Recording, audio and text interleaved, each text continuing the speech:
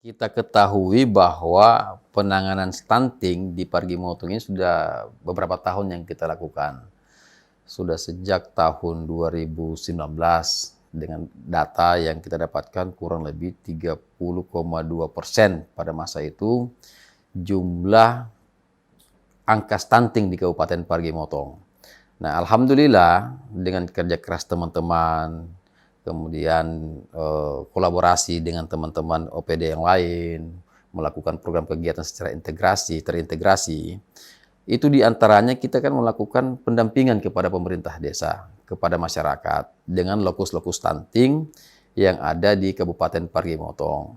Nah, di mana pendampingan ini juga disertakan dengan penelitian, kemudian adanya evaluasi, kemudian itu dijadikan sebagai bahan acuan bagi perencanaan di Kabupaten Parigi Motong. Ini sebenarnya pendampingan yang kita lakukan berdasarkan hasil analisa kita sebenarnya kemarin.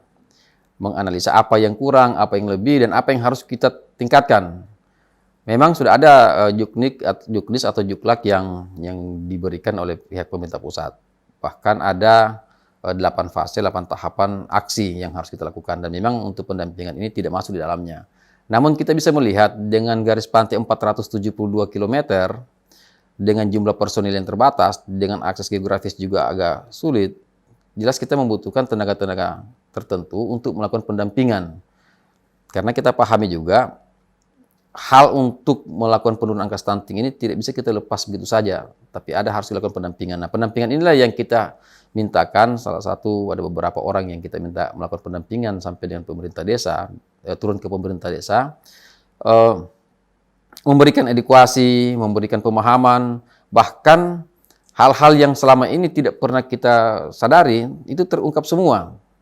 Contoh, pendampingan ini kita sebenarnya mengharuskan, berkeinginan ada hal-hal yang tertentu yang mungkin di luar jangkauan kita untuk mendapatkan informasi dengan melakukan pendampingan dari akademisi, daripada sarjana yang kita anggap memiliki kompetensi di situ. Kita mendapatkan hal-hal yang hampir di luar jangkauan kita. Contoh kecil, hasil pendampingan yang kita lakukan, meminta salah satu beberapa tenaga untuk melakukan pendampingan, mulai tingkat kabupaten, provinsi, kabupaten, sampai tingkat desa, mencoba mensinkronkan satu program kegiatan untuk penanganan stunting. Ada di mata anggaran kegiatan sampai tingkat desa pemberian makanan tambahan kepada ibu dan balita.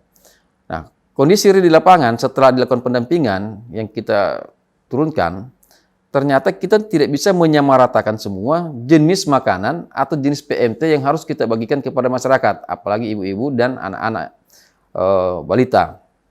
Itu hasil pendampingan yang kita dapatkan. Sehingga kita berharap pada waktu itu hasil dari pendampingan ini memberikan edukasi dan bisa memberikan masukan kepada gugus tugas berkaitan dengan persoalan di lapangan, kemudian hal-hal apa saja yang perlu untuk dilakukan pendampingan langsung kepada masyarakat, yang selanjutnya menjadi bahan evaluasi kita untuk melakukan perumusan kebijakan. Nah, contoh kecil tadi saya bilang seperti masalah pemberian PMT. Kadang-kala kita menyamaratakan semua PMT untuk dibagikan kepada seluruh ibu hamil ataupun kepada balita. Ternyata kondisi real di lapangan, anak bayi ataupun ibu hamil tidak bisa sama disamaratakan karena ada yang cocok dan ada yang tidak cocok. Tujuannya itu kan kita bagaimana menekan angka stunting. Jelas kalau kita memiliki tujuan bagaimana menurunkan angka stunting, yang sangat dibutuhkan itu pemahaman daripada masyarakat. Jadi tugas pendamping ini yang kita kerjasamakan pada personil yang kita turunkan, itu bagaimana mengedukasi terus, selain melibatkan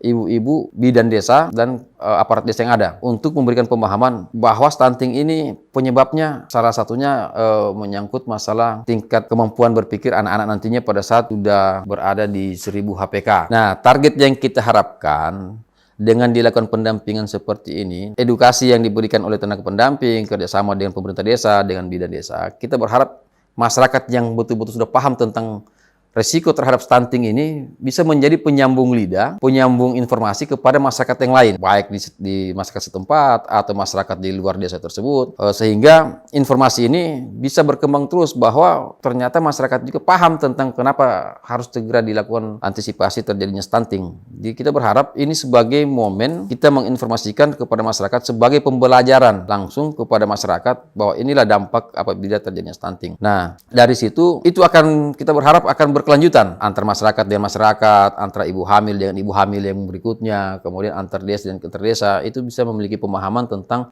betapa pentingnya kita untuk melakukan pencegahan stunting ini.